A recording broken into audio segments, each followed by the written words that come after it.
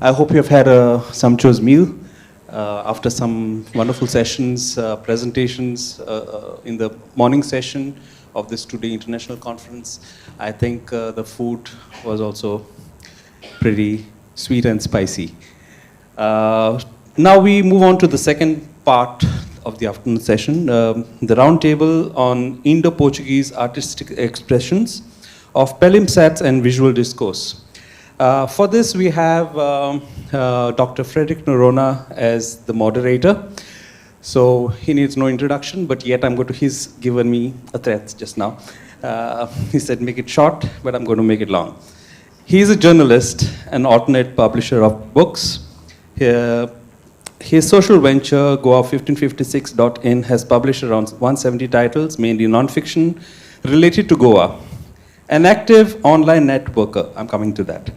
He is also the founder of Dokuwalas, a pan-India documentary network on WhatsApp that operated for over a decade on yahoogroups.com. He has been collecting and reviewing books on Goa over the last 3 decades. He is an alumnus of Goa University. Oh, and let me add now to the online research, active online networker. I think he's going to be awarded very soon book. He's going to be in the book of records for initiating a lot of WhatsApp groups that has networked hundreds of people from Goa, from the diaspora. The research network, he has put together a lot of people. He's brought them together, and once in a while he ignites some ideas. Yeah, and that thing keeps the group active. So here we are having Dr. Frederick Noronha. We are privileged to have you, sir, as our moderator for today's session.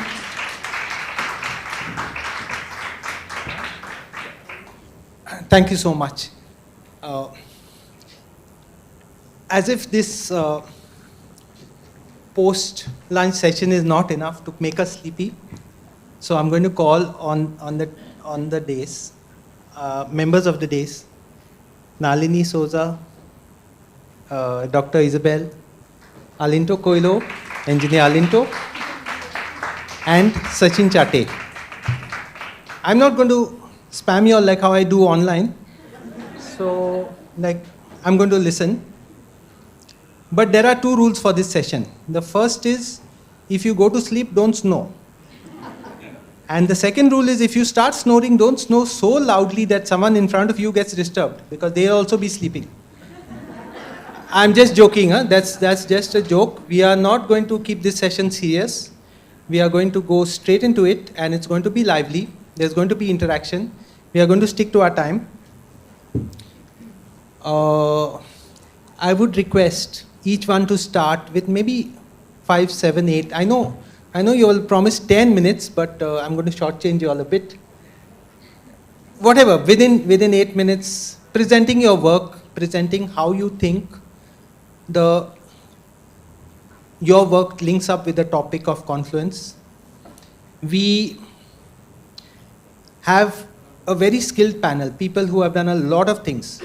You all know Professor Isabel from her work in theatre. She's the one walking and talking theatre personality of Goa in English theatre. Konkani we have a lot, but English doesn't exist without her. So I'll request her to start off by saying something she wants to, telling us about her work. She has to introduce herself, because we can assume at least 2 persons in the room may have not encountered her work. And she can also connect it to the subject. I know she is a person of few words, but we'll squeeze out every word from her.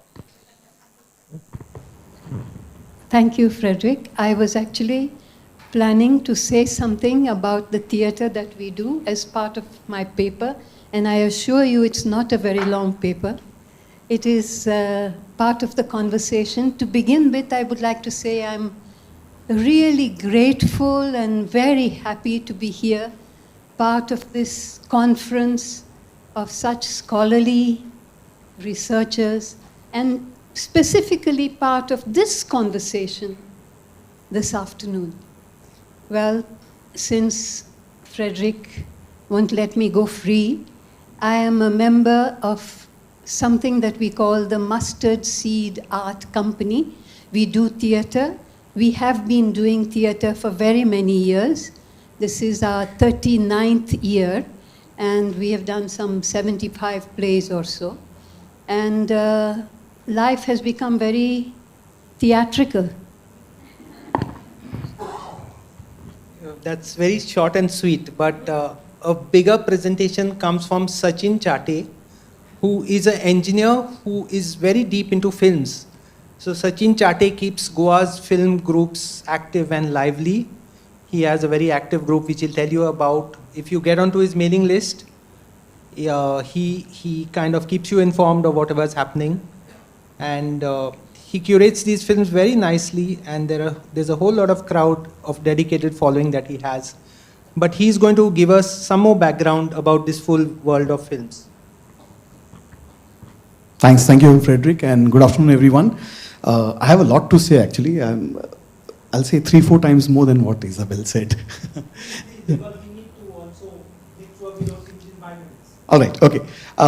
So yeah, my understanding of the whole world and everything in the world is through cinema. I absolutely love cinema, and for those who understand Hindi, they say, कि हम हिंदुस्तानियों को 2 चीज़ें बहुत पसंद है. एक है माँ और दूसरी है cinema. Which effectively means that we Indians love 2 things. Ma is mother, and cinema is, of course, cinema.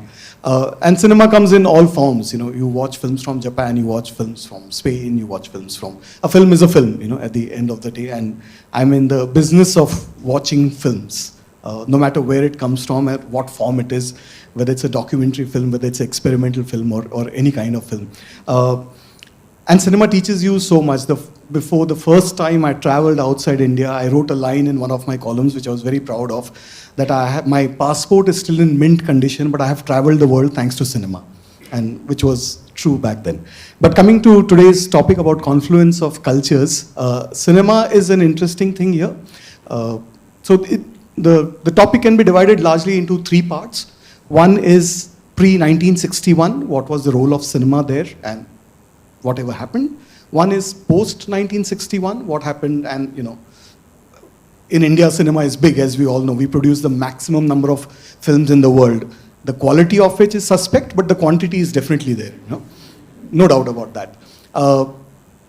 And the third part would be of also, since we're talking about globalization and how Hollywood has been impacting the world for so many years, how Bollywood has also impacted Europe and including Portugal in the current times.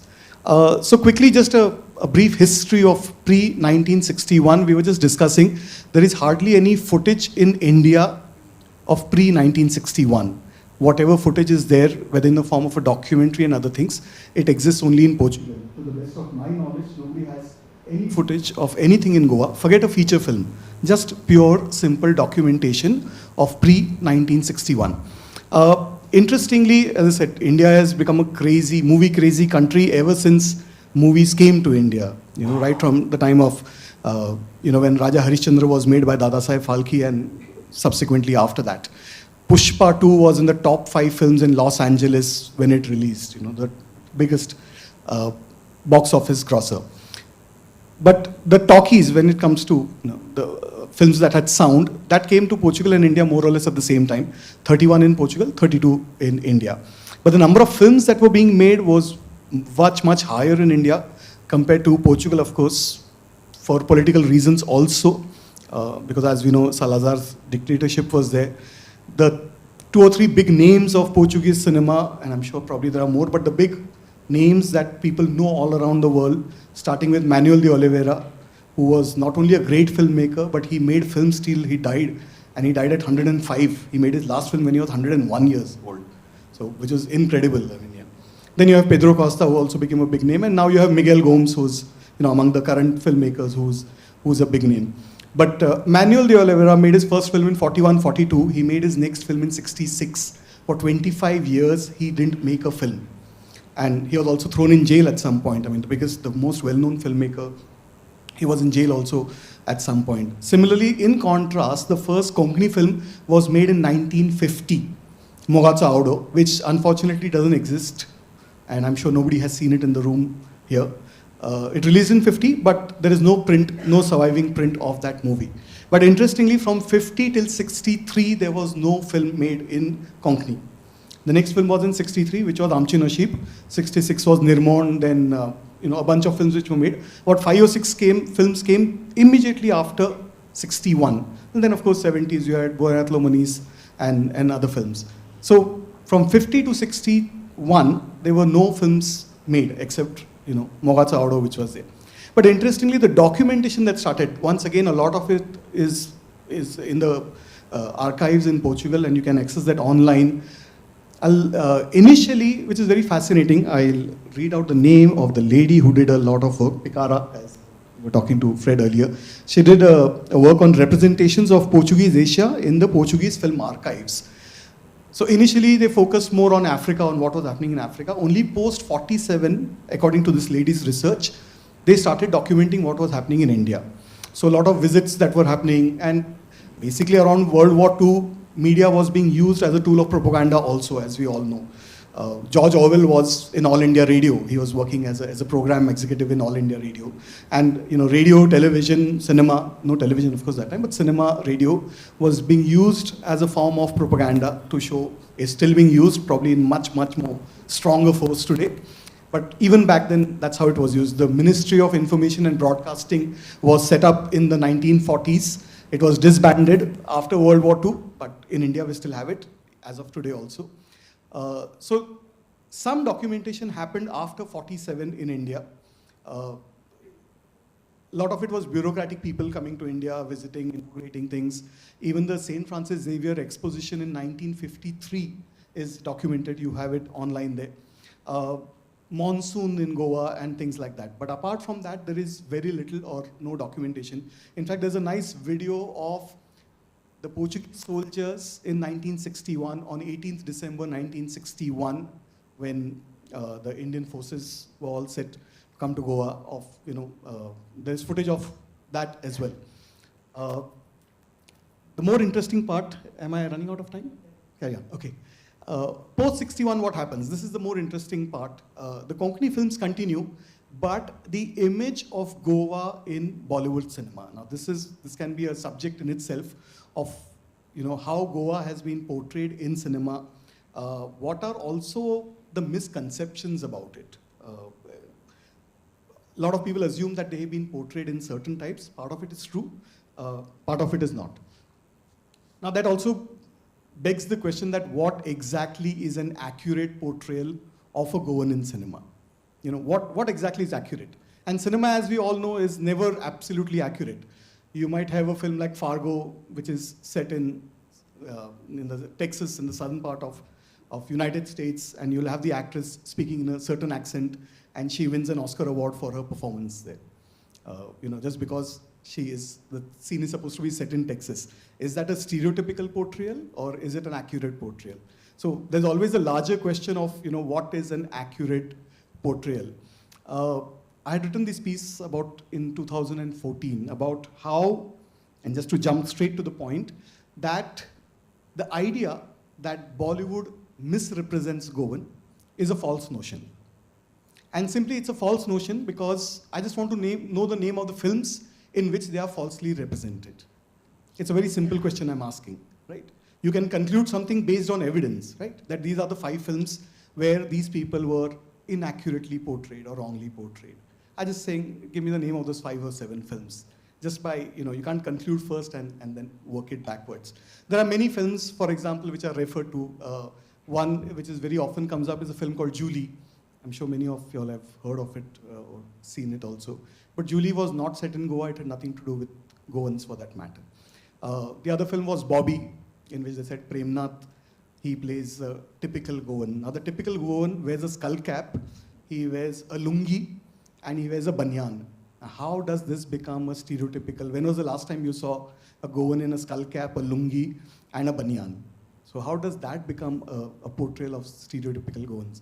I'll just list out the names of films. I have lots to say, but starting with Jal by Gurudutt, Saath Hindustani, which of course was about the liberation of Goa, which was Amitabh Bachchan's debut, directed by K. Abbas. There was Bhumika, which is a lovely film by Shyam Benegal, again set in Goa, based on Hansa Wadkar's story. There was Ek Duji Ke Liye, which brought tourism to Goa in the 80s. Donapaula became a famous place. There was Trikal, of course, which was directed by Shyam Benegal, in which a journalist named Mario Cabralisa, he played the researcher for the film. I mean, that was his role. There was Kabhi Haan Kabhi Na, Kundan Shah's, there was Khamoshi, there was Honeymoon Travels, there was Dil Chahta Hai, which made Vagator Fort famous. There was My Brother Nikhil, which was about the first AIDS patient in India, Dominic D'Souza. There was Guzarish, there was Singham, there was Dear Zindagi. Which of these films portray Goans in a stereotypical manner? I would like to know. Thank you. We'll talk more about it. Actually, I will disagree there because Deepa Gehlot has written a very good essay on for Mario Cabralisa's Location Goa, and Robert Newman has done an even better analysis of all the movies by names. I don't have it on the top of my hand. I was just searching for it in my... I just want to know the names of the films. No, I'll give it to you. But before the topic is over, if I find it, I'll definitely give it to you. Please. But meanwhile, we'll move to Nalini. And Nalini has an interesting story to tell. I'm sorry that we let Dr. Isabel get away with a few words and false modesty.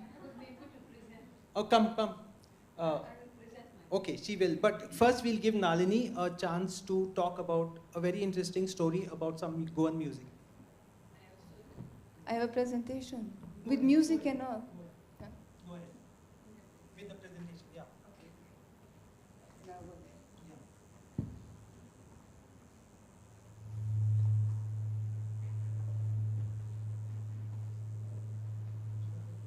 While we wait, what about Goan characters being presented in movie cinema?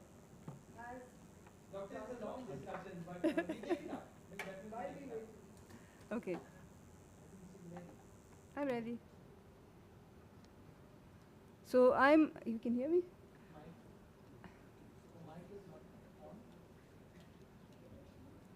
It is on. Is it on? Okay. So I share with Sachin the same love for cinema. I'm a documentary filmmaker. But since he's here on the dais, I'm not going to talk about cinema. I'm here as an ethnomusicologist. And what I want to bring here to the discussion is sound, right? Like Jose Maria Perez today talked about the importance of photography to understand the relation between India and Portugal. Lourdes talked about food. I'm going to talk about sound. And so the title is Gently Lay Your Head Upon My Shoulder. I don't know if you know which song. Yeah, that is the song we are going to talk about. So, and my presentation is going to be solely about this song, Cabecinha no Ombro. That's the original name. It was written in 1957 by a Brazilian composer. His name is Paulo Borges. And it was sang as a Paraguayan polka. And then it was transformed in Goa as a Portuguese fado. Fado is a Portuguese music genre. And then it was also sang in Konkani in a waltz style. And I'm going to show you all these layers that the same song, got throughout the time. And this would, let me see if I know how to use this computer. No, I don't know how to use this. I know, see, not bad, I know, I got it. So all these layers that this song gained was thanks to that time, Emissora de Goa, okay? This I'm talking about Emissora de Goa. It was the name before the integration of Goa in India in December 1961. So Portugal used to get these shellac discs. I don't know if all of you know. Shellac discs are like the parents of the vinyl discs, okay? That was the first time when you could print something on record. It was made of shellac. So those shellac discs used to reach to Portugal, and they used to send it here to the radio to be played on the radio. So just for you to know about Emissora de Goa, it was inaugurated on 28 May 1946. And at the time, this Emissora Nacional de Radiodifusão, which was the Portuguese official radio, used to send records to Emissora de Goa, not only Portuguese songs that were recorded in Portugal, but also Brazilian songs that were published in Brazil. And all of this used to come to Emissora de Goa. Then with the integration of Goa in India in 1961, Emissora de Goa ceased to exist. It took around 1 month, and in January 2, he restarted again, but now with the name All India Radio. And now it was dependent on the central government in Delhi. Today, obviously, is a part of the Indian radio network. So one of the songs, as I was telling you, is Cabecinha no Ombro. And I'm going to play the original version of Cabecinha no Ombro. Let's see if I can figure out this thing. This is how it sounded in 57.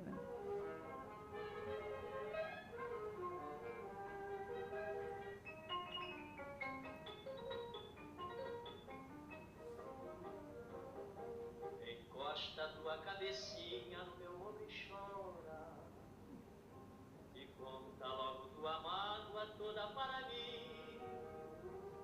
Quem chora no meu ombro eu juro que não vai embora, que não vai embora, que não vai embora. So this is the original version. Now you can imagine, because you all heard the song and how much it has changed. So as Susanna Sard, she's an ethnomusicologist from Ava University, has said, when Brazilian songs are sang or played, even today in Goa, because they are sang in Portuguese, we think that they are Portuguese songs. But for example, here is a case of a song which is not Portuguese, is actually a Brazilian song. Now, when it was first played in Emissora do Goa, we don't know which version it was played. But I want to talk about about an interesting family who used to listen to the radio, and I think you might know them, which is the Pinho and Sirsat family. Okay, so we have Henriqueta Pinho, you have Alice Pinho and Sirsat, and then you have Sonia Sirsat. Sonia Sirsat, which is today considered like the fadista of Goa. So the story of Pinho and Sirsat family were a family who upheld the tradition of performing fado over 3 generations. And they kind of explain how this transformation took place. So it started with Henriqueta Pinho. Henriqueta Pinho was born in 1908, and I have a photo of her. So on the left side, you have Henriqueta Pinho holding Alice Pinho when she was a baby. And Henriqueta Pinho used to love fados and used to listen to fados in Emissora de Goa. But those days, the rule was once you were married, you could not really play it live. You could play it at home. So her life is inside the house, singing for herself. But what she did is she used the radio to kind of bring that love she had for fado. And she started writing the lyrics of what she thought they were fados. And then once she died, she gave those, they went to Alice. And then you have Alice Pinho on the right side with Sonia Sirsat when she was a baby. And one of the singers that Henriqueta Pinho loved was Amália Rodrigues, was like the favorite in the house. And this is her notebook. She has many notebooks like this. Now they are all with Sonia. And she is Cabecinha no meu ombro. We know it was probably, it was there in not in Emissora do Goa, it was already All India Radio in 1971, because you can see it's an old agenda that she used to write the lyrics. Okay? And this is how Amália Rodrigues sings it, in a fado style, with a Portuguese guitar. Encosta tua cabecinha no meu ombro e chora, e conta logo tua mágoa toda para mim. Quem chora no meu ombro, eu juro que não vai embora, que não vai embora, que não vai embora. Encosta tua cabecinha no meu ombro e chora, e conta logo tua mágoa toda para mí. If you know Portuguese, you'll notice she has a slight Brazilian accent when she sings. Slight. Okay, I have more to show you, so I can't put the whole song.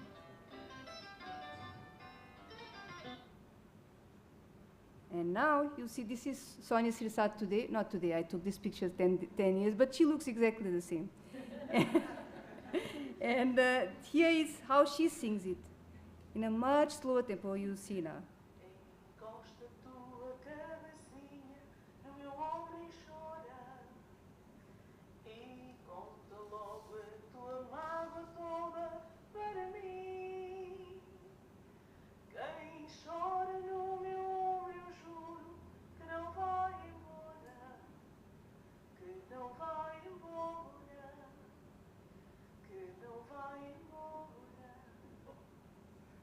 So Cabecinha no Ombro now, for these women, and I think especially for Enriqueta Pinho and then for Alice, it gives them like a sense of belonging.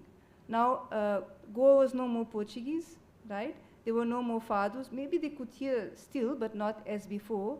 So they hold on to fado as their way. This was their Goan connection. This was what they consider their Goan identity. But not all thought about the same way. And you have Aleixinho, I mean, he was born as Aleixinho Costa, known as Alan Costa. He was born on 4th March 1931. And he joined Emissora do Goa in 1954, so it was still Portuguese. And he worked for Emissora do Goa for 35 years. Alan Costa was a strong defender of Konkani language. And now we are talking about Konkani language, it was still not an official language. Okay? And he made sure that he had the Konkani programs. He hosted several Konkani programs. He invited teatristas, people who work in theatre, who do theatre, the Goan theatre, to sing in Emissora do Goa, always in Konkani. And he heard this song. And he said, why it has to be in Portuguese? I'm going to do a version, a Konkani version of it. This is his own paper. This is how he translated into Konkani. And I have it thanks to Justina. I'm a good friend of Justina, Alan Costa's daughter. And now, where's the, And now if you see the style,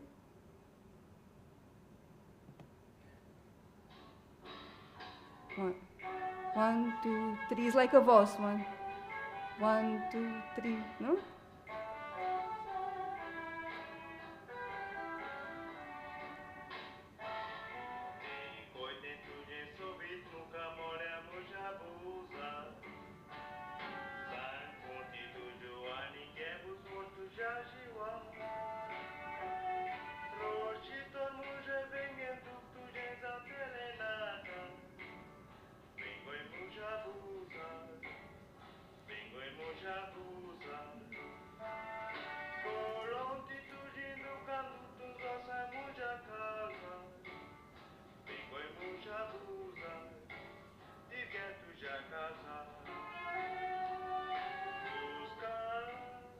I love his voice. I want to stop it.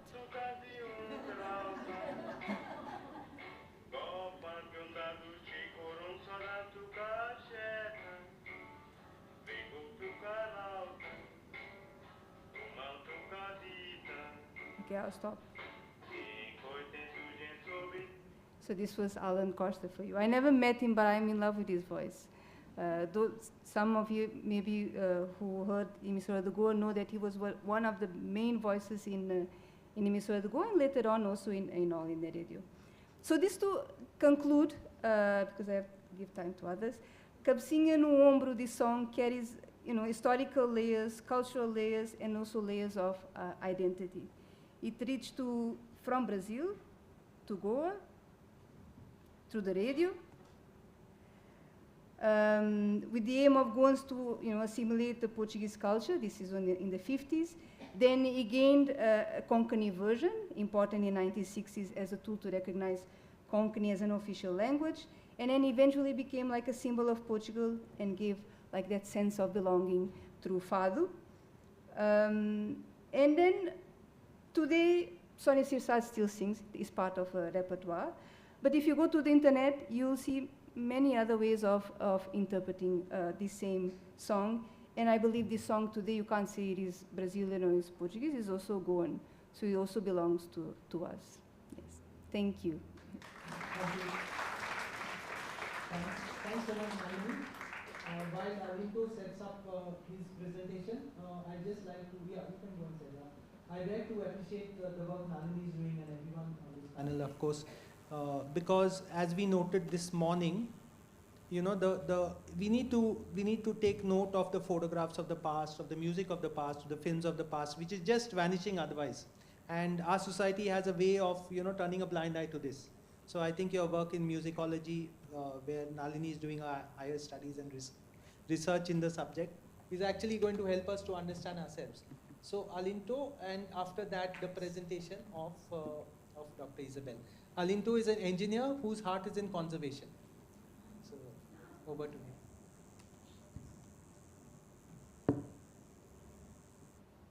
Yeah, so I'm going to talk about more of the Goan houses, the architecture and the furniture, the European and the Indian elements into that.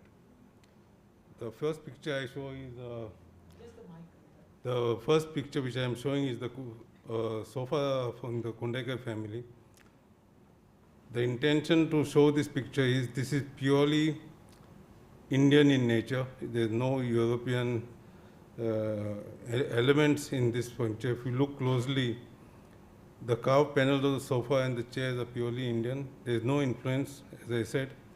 We see this scene, a scene of the villagers killing a wild boar in the forest area. On top, you also see the carving of a peacock, which again is Indian in origin. On these two panels, we see, in one panel, we see the local villagers relaxing by the river, which has, and the other one, the coconut tree plantations. I go to this house in Shiroda, which is the Hede family house. At first glance, you look at it as a more of an European design. But when you look closely at the cornices and the columns, it is purely European in design. But when you come to this particular window and you look at these elements in wood, these are the wooden balusters, these are purely Indian. So this is one house which I use to define Indo-Portuguese. Going back to the furniture, again, these are furniture in Catholic homes, but you see, this is in the Saldana Ozere house. You see motifs of the Hindu deity, in this case the Trimurti, which again makes it Indo-Portuguese in the design. This is also the same furniture. Here also you have an Indian motif. This is what the previous speaker also spoke about. So this is basically ivory which was brought from Gujarat, Rajasthan, but made in Goa. Very few pieces are seen in the houses today. But as the previous speaker also mentioned, a lot of this furniture was made in Goa only for purpose of export to the European countries. And you find it all over Europe, especially the museums of Italy, France, Portugal, even the USA. This is another piece of furniture with the mother of pearl inlay works being done. Again, right from the first slide to this slide, what is important is the skills the local artisans of Goa had in the field of carpentry. Again, here also we have, this is another house, this is the figurative house where you have again the Trimurti here. You have the serpent which is revered by the Hindus, and this is a closer picture of that. This is again bringing out the skills of the carpenter. Here you see a monkey eating a fruit. Probably it's a pineapple. He's already peeled off the skin. And this is in the Braganza Pereira house. This is something unique, and this has no Indian connect. This is it's a palanquin, but this is only one-seater. It's called a sedan chair, or it's a one-seater palanquin. Normally it's a two-seater, and used to have 4 people carrying the couple around. This is an interesting house I've been to very recently, and this piece of furniture is again depiction of Indian motifs. But if you see here, one of the family members was part of the Indian freedom movement, and what he has ensured that this motif here is of Mahatma Gandhi. And you look at on the other side is 2 musicians playing Indian classical music. So he was so much Indian and passion and nationalism, not only the freedom fighter, but he imbibed the culture which was not existent in Goa. This is the Cabral family from Nagua. I go to this interesting house, my favorite house in Salset. It's in Olney. It was the house of the Gomish family. They donated this house to the Pilar sisters, and now it is the novitiate of the Pilar sisters. As usual, it has a balcony, and it has a most elegant balcony. You look at this, this is also an Indian seat in terms of material design, but it has been made look elegantly, given that European touch. But what is interesting is that the bottom of these pillars, when I first went there, I said, maybe these are angels, because you see this position of angels in churches. But these are not pleasant looking angels. So little more study made me find out that these are basically the African slaves. And this is the depiction of the African slaves which were brought by the Portuguese. And what they are showing, that these 4 slaves are holding a masonry pillar which is 8 times their size. So they are depicting the fact why the slaves were brought. They were brought to do manual labor, hard labor. So the depiction has come in African slaves were brought by the Portuguese to Goa. So somehow the family, while building house, wanted to depict that as part of their architectural. Yeah, thank you. Thank you so much, Anand. That was a nice short and sweet presentation. And now we'll go on to Dr. Isabel's presentation.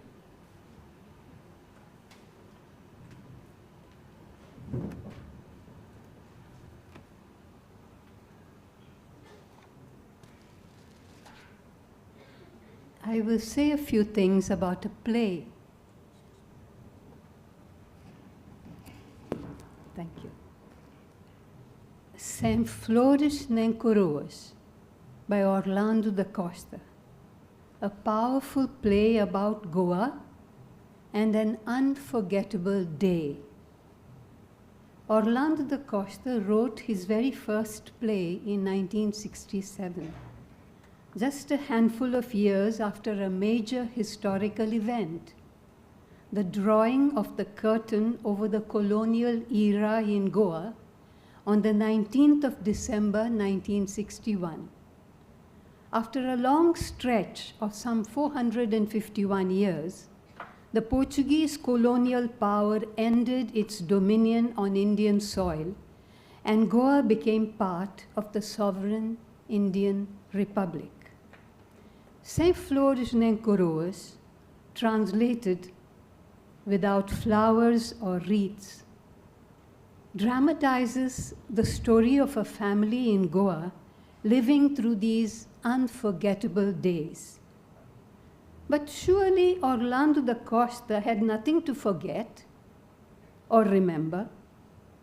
He was not born in Goa or living in Goa at the time of liberation. No, but his heart was certainly in Goa.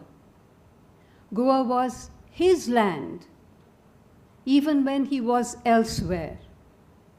His heart knew the flavor of saudade or longing, especially at a crucial time like this, when Salazar, the dictator in power in Portugal, had ordered his general to blast Goa rather than surrender.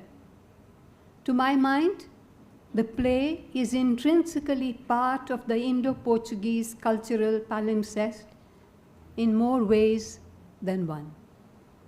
Orlando da Costa was born of Goan parents in Lourenço Marques, now Maputo, in Mozambique, an erstwhile Portuguese colony in East Africa. He came to Goa as a little child and lived in Margão, Goa, with older relatives who took care of him. He left at the age of 18 to join his parents in Portugal. There he lived a life of political awareness and involvement, and was soon recognized as an author of considerable repute. His leftist leanings and political commitment as a young student and professional made him persona non grata to the Salazar dictatorship. He was imprisoned 3 times by PIDE, the secret police. All his works were censored by the Salazar regime, except this single play, Sem Flores nem Coroas, probably because it was about Goa. These works include 4 novels, 4 volumes of poetry, and 2 plays. But it was only a matter of time, and this play too did soon meet with the same fate at the hands of the censor under the next dictator, Marcel Caetano. His early growing up years seem to have dug deep furrows in the soil of Costa's sense of identity. He was not in Goa at the time of liberation of Goa or the invasion of Goa by the Indian Army, as different people choose to view it. But it seems that his heart was rooted in Goa. He wrote about this momentous time. He wrote about it even as he resided in the land of the colonial power, Portugal, right during the rule of António de Oliveira Salazar, the iron dictator.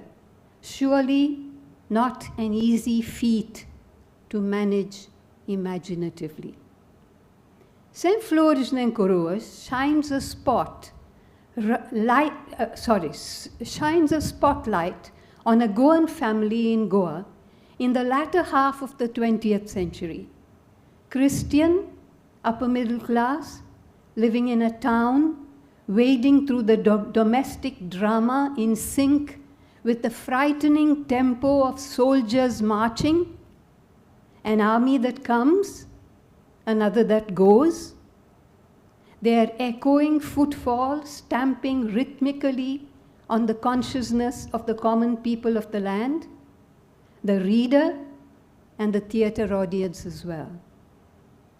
2 generations have a dramatic encounter in the household.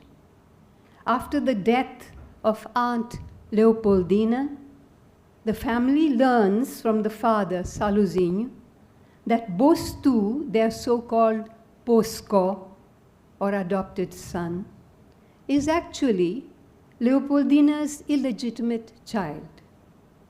His eventual presence within the family is part of a bargain made by the older generation.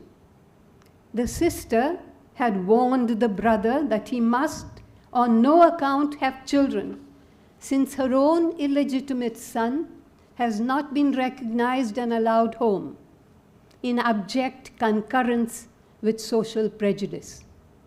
Eventually, the little boy is allowed to be raised at home, following a deal that involves blackmail, a conditional gift by the sister to the brother of the usufruct of property where mine ore has been discovered and promises to be a source of rich income in the near future for whoever inherits this.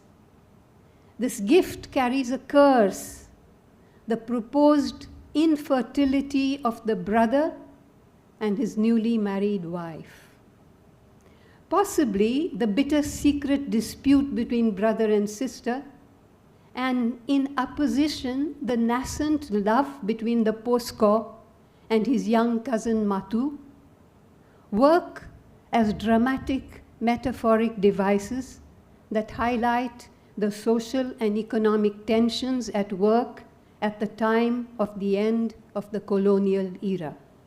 The death of the sister, and not very much later, that of the older man at the end of the play, vis-à-vis the romance of the younger couple, hint at the decaying of an era and the flowering of the next.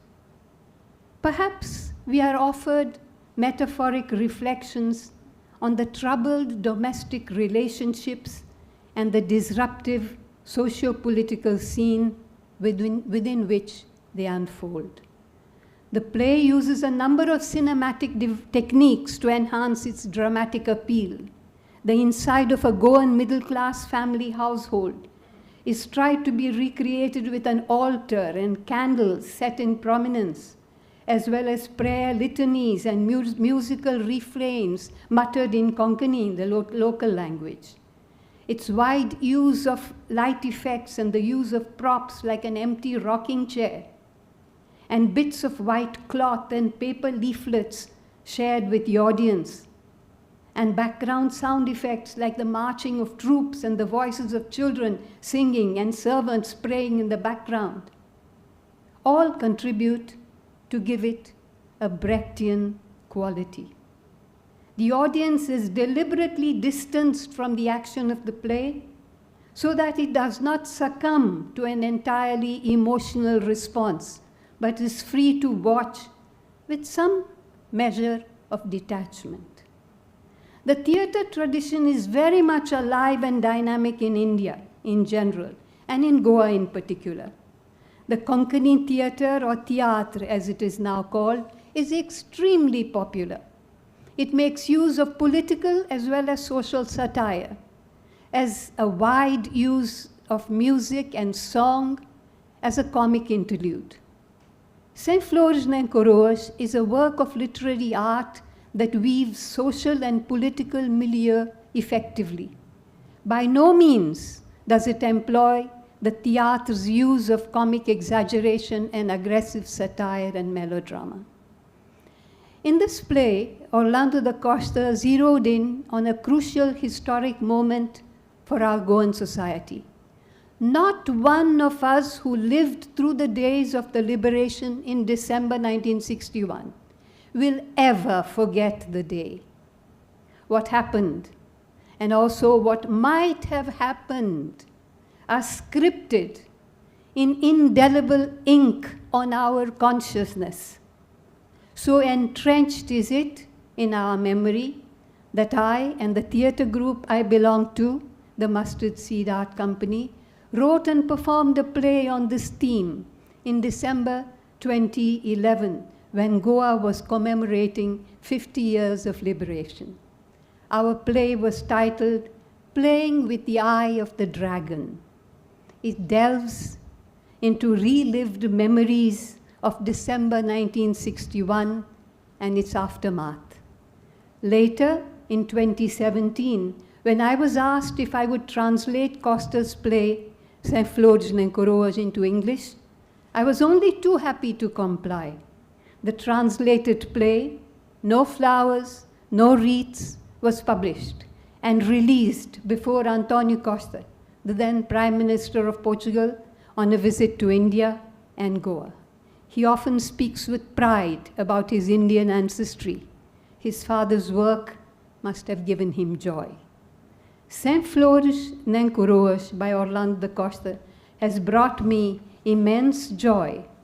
I certainly offer a necklace of abuli, our oh so beautiful flowers, in celebration of the play, which I will now do.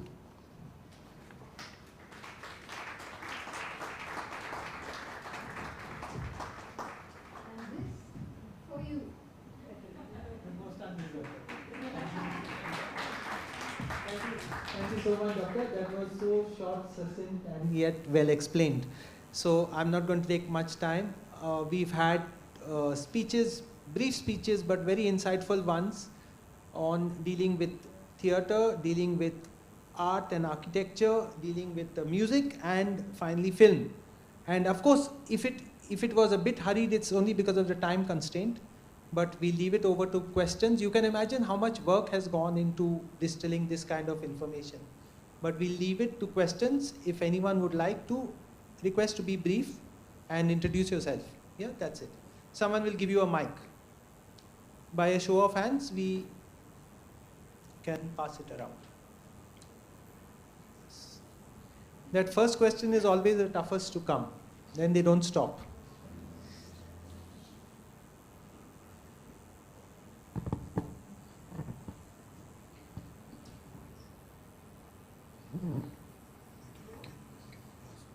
Nobody? Not yet. So Anuradha Wagle asking Sachin Chatte.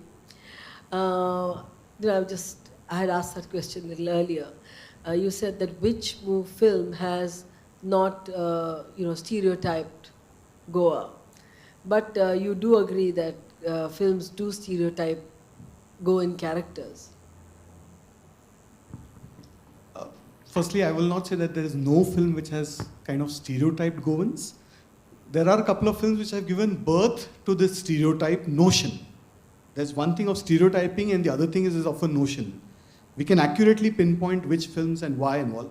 So there was a film called Majboor in which Pran sings a song called Firna Kehna Michael Daru Pee Ke Danga Karta Hai. So that gave an idea that Bollywood, all Hindi films will have a Michael who will always drink daru and he will do danga or may not do danga.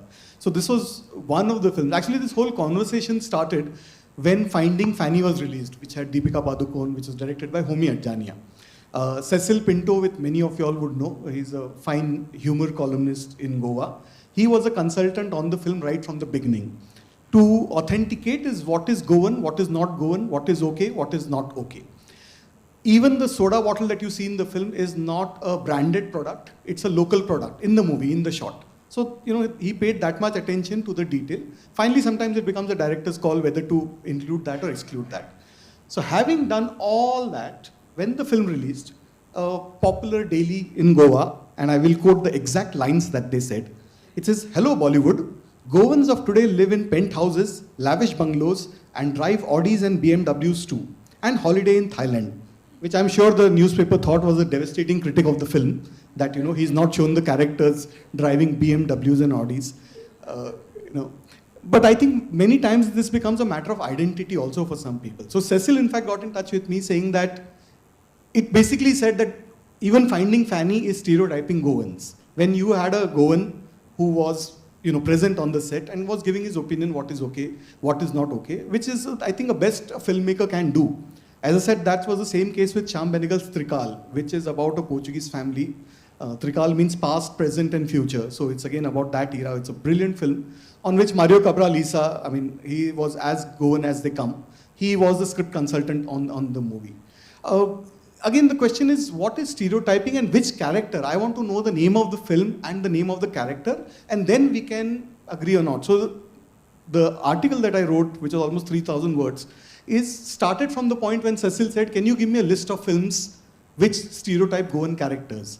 And then I thought, and I said, okay, this doesn't fit in, this doesn't fit in. Julie is not a Goan film. Amar Akbar Anthony is nothing to do with Goa. So there are many things, and hence I went more into depth of it. As far as just showing any character in Goa as drinking, I don't think that's a bad thing or it's wrong. Goa, by the way, has 11,000 liquor licenses, bar licenses, which is one for every 150 people. Bangalore, which is known as the pub capital of India, has one for every 4,000 people. Goa has more liquor licenses than Karnataka, the whole state. Now, is it wrong if you look for a chai, in that article also I had quoted, the ratio of chai to liquor in Goa is almost 1:5.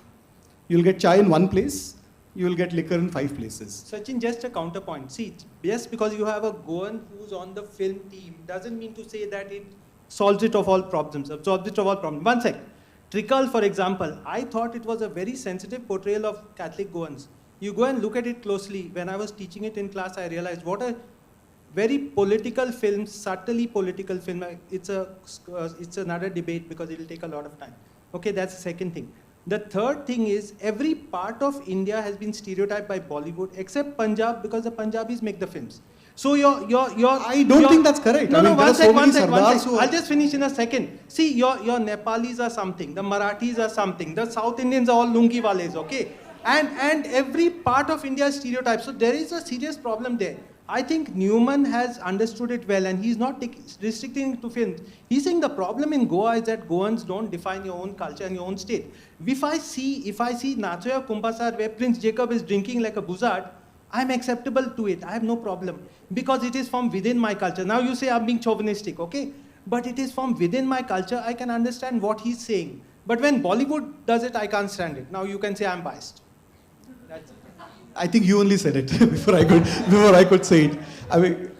No, but when you say Trikal, for example, I mean, it is a political film. Yes, it is about... No, political in a very And opportunist stereotyped, sense. I mean, Punjabis have been stereotyped left, right and center. I mean, they are probably the most stereotyped people Trikal is in political. Hindi cinema. Anyway, that's another debate. No, but again, when we say it is stereotyping, I want to know the name of the films and the Okay. name of the characters. No, as no, simple so, as that. So I'll read what Deepa Gehlot has written, and this is what she says. She talks about the kind of Goan Christian women where there is a Rosie, a Julie in every film. Now, if they are getting it wrong, and if they show a Goan speaking Bandra English, that's not something that absolves them from, they're getting it wrong. So it doesn't mean say they're not stereotyping you. They think they're stereotyping you. Anyway, but we won't go into the details there because there's a broad panel. But I liked one of Isabel's point where she talks about the personification of Goa, Portugal, India, the uneasy relationship between these three through her plays. And if you look at it, while Antonio Costa is one end of the spectrum, there are others like even Antonio Gomes, for example, and much more even your Asif Karimboy, where again there is a personification and this troubled relationship is discussed.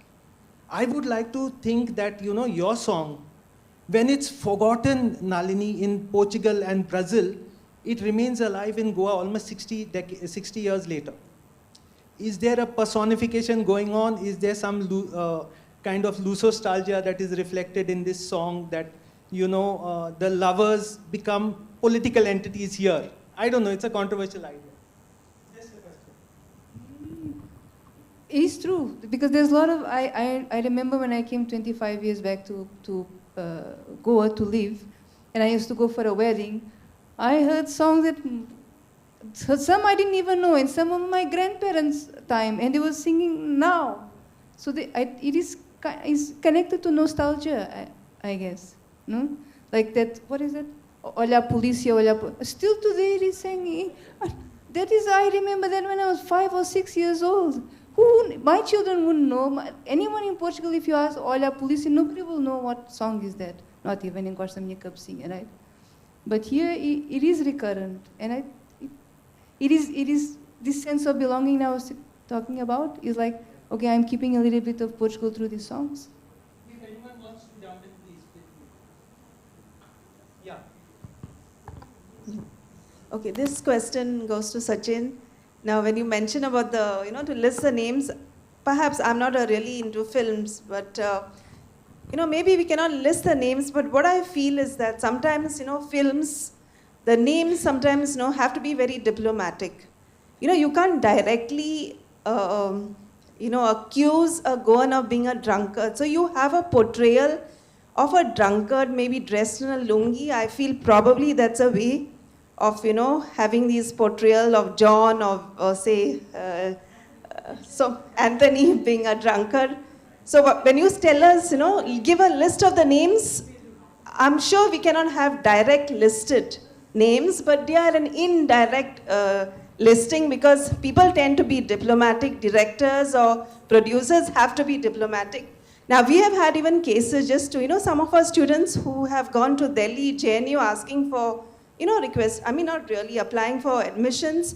They have wondered if Goan students study that much. That's a kind of a distorted image that they have of Goans. Half of your tourism numbers are brought in because of your Bollywood. That's without doubt.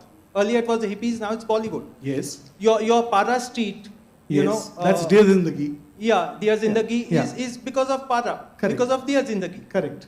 So I think anyway, we won't go to... It has brought in tourism, there's no doubt about it. I mean, everybody wanted to go to Shapura Fort because Dil Chahta Hai was shot there. There was a time when everybody wanted to go to Donapala because Ek Duje Ke Liye was shot But there. couple suicides also was a problem after Ek Duje Ke Liye. Couple suicides were a problem. That's a problem of the couples, I'm saying, not of the let's film. not underrate the power of Bollywood, the power of media. And I think that we in Goa need to create our own media, then we will start imagining ourselves differently. And so far we have failed, I think, personally. But I didn't get the question, but what was exactly the question? No, when you said, question in a sense, I just want to make a statement. When you said, give us a list of No, because that's what we'll base our evidence on. I'm saying, where is the evidence? No, evidence in the sense, what I feel, that's my personal opinion, and I'm sure many in the audience might agree, because sometimes you can't really directly Allude Goan to be a drunkard. So there is an indirect portrayal of a character. In which film? I'm just No, asking. any film I'm talking now. When you give an example, so I'll give you an example of Mrs. Desai Nanadi. Where is she? No, because the discussion is getting too detailed. Not that anyone is right or wrong. No, I'm happy to wait. That article was written in 2014, and I'm waiting for somebody to give me a counterpoint or just name those films and characters. Because where is the evidence? If you're concluding something, it's based on certain evidence. Some right? other point, please, because... and so far I've not heard a name of a single film, which I'm sure somebody can come up with one or two names. We have 10 minutes to go, so let's use it well. Can I have a quick question, please? Yeah. This is also to Sachin, but with apologies to the rest of the panel. It's a very, very good panel. I really enjoyed the session on theatre and musicology. Without going into the list of films that correctly portray the Goans or not, which I really think is not so consequential. I mean, I could think of any figure who is misrepresented, be it the Muslim, be it the South Indian. So I think if we could broaden the discussion a bit, what kind of documentary films do we have of Goa and the Goans, if you will, after liberation? Say, what kind of documentary films do you get from the Indian government? If I remember, the one documentary that I saw was in 1983, which is sort of little bits of nostalgia, old marketplaces, tapestry of shared faiths, but all quite superficial and very sanitized. So I'm thinking whether we could broaden our idea of representation, not to simply include Bollywood or Hindi film, because one could pick up flaws in any film of any stereotyping of any community. I mean, the Goan's just one. I can think of any number of the skull-cap Muslim, who really also, by the way, evolves. You had the Muslim who was a faithful friend, who was always good, and then becomes a terrorist. I agree. So I really think we could think about this field of representation a little more widely. Nalini is a documentary filmmaker.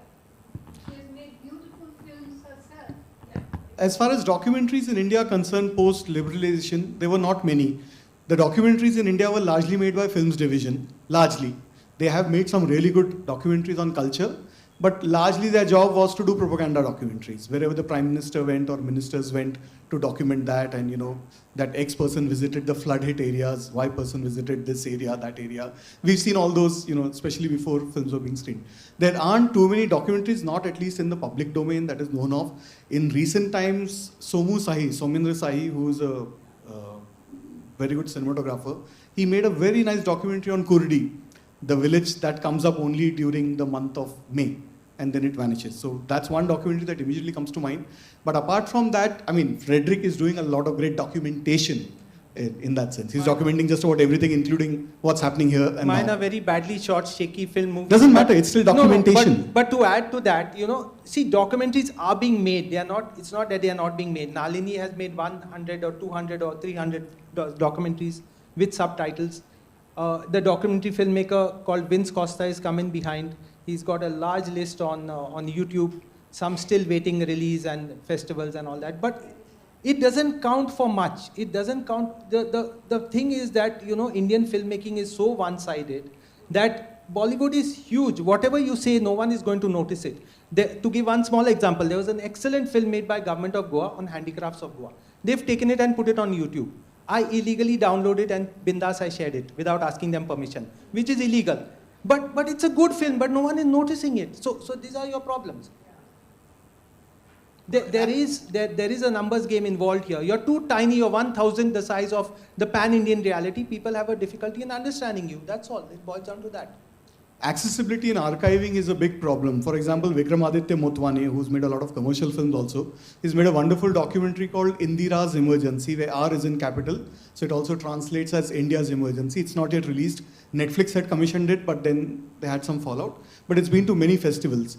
All the footage, the interesting footage of it is from Italy and other parts of Europe. There's nothing interesting that he's got from India about the emergency period, except all the propaganda stuff that is there in the movie, where Sanjay Gandhi is giving a speech, where Indira Gandhi is giving a speech to their followers, all that was with Films Division in India. But all the interesting stuff, including footage of Indira Gandhi coming out of a hospital with a bandaged face, which nobody has ever seen that image ever. But there is actual footage of that, which has come from Italy. So archiving and documentation itself is a big problem in India. Yeah, last time for one or two questions, quick ones. Someone there? Rochelle? Answered. Someone can give Father the mic.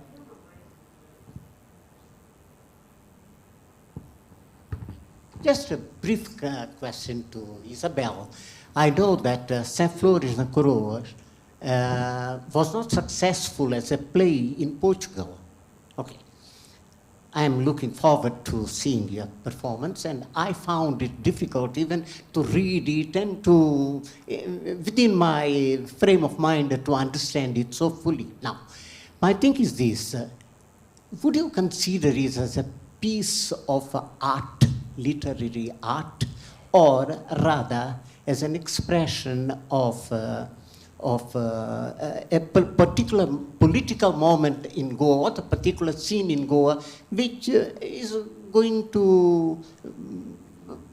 not going to stand the test of time? I wanted to see this. See, Orlando Costa is not basically a playwright. He has written only 2 plays. He has written a number of novels and a whole lot of poetry. So maybe it is not a masterpiece, but it is interesting because, by the way, it has been staged only once in Lisbon.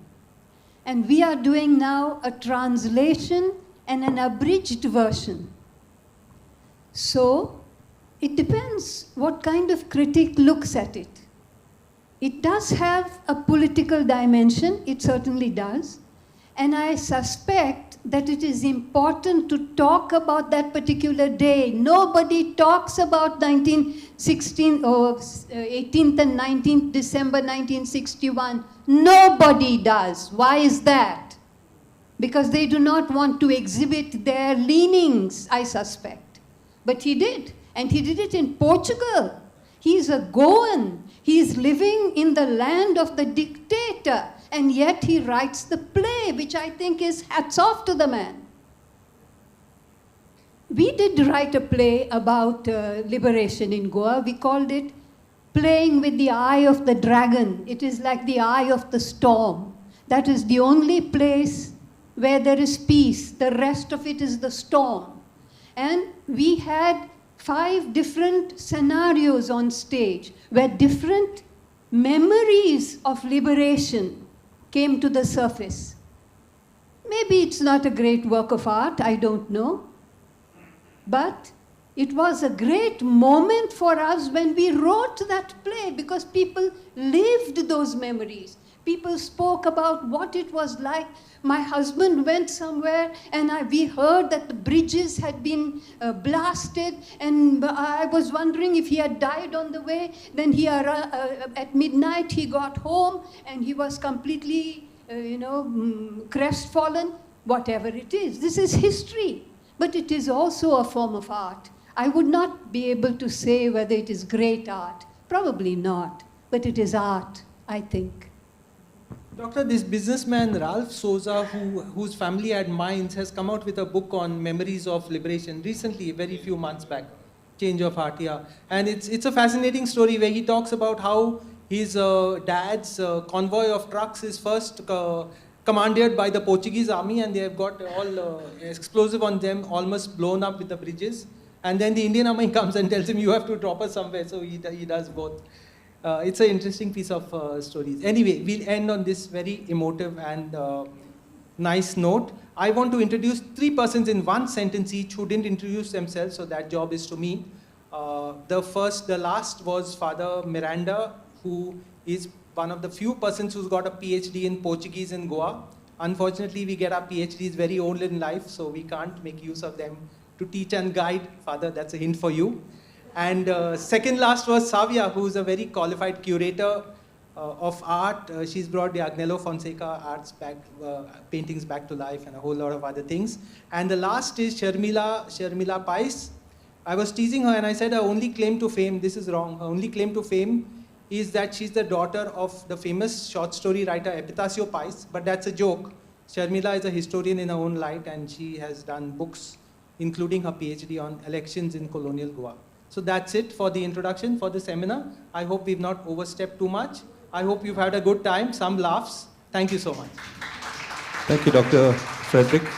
This was a very interesting session. I think it was sad that we could not partake in such a discussion in the morning session also. So before we break off for tea, I would request you, do not go away. Please come back at 4 o'clock. We have an interesting documentary of Vince Costa, and we hope you stay back. Okay? So we'll be back in 15 minutes. Before that, just hold on, please hold on. We're going to distribute some mementos to the distinguished speakers. Yeah, one second. Ma'am.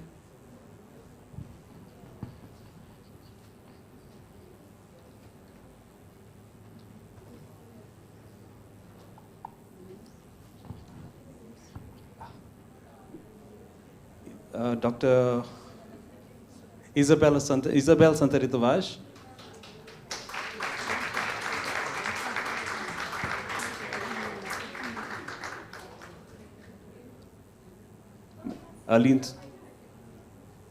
Alinto Coelho.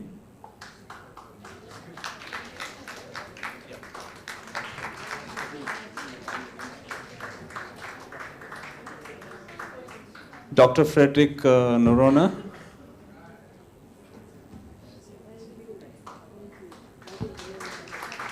Please step forward.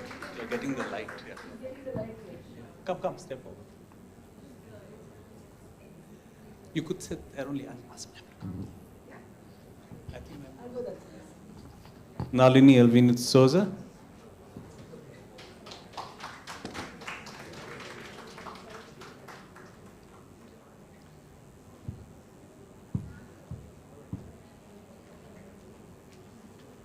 And Sachin Chatte.